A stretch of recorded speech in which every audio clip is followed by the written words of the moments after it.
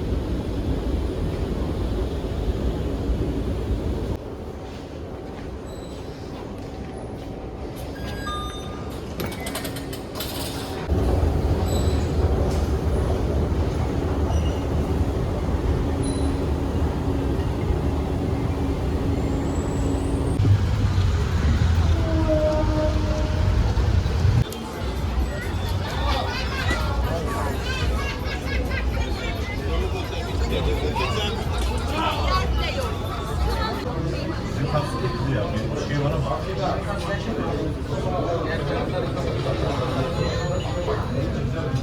5-6'da kadar. 5 kaldı. Daha iyi.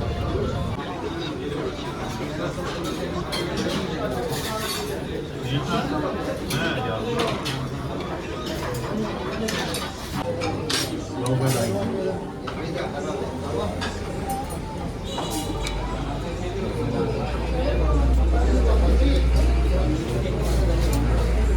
Bir sonraki tren birinci perona gelmektedir.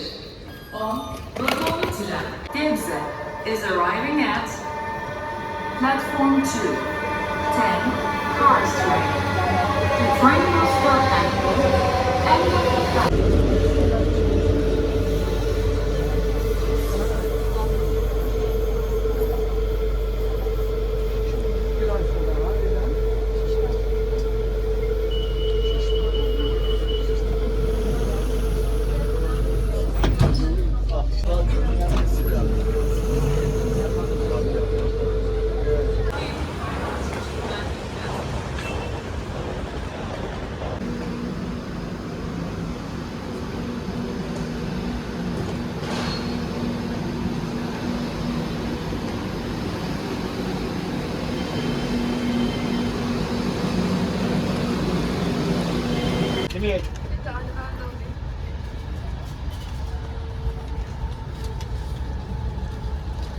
Var mıydı çay, su, ayran, kola, fanta, meyve suyu isteyen?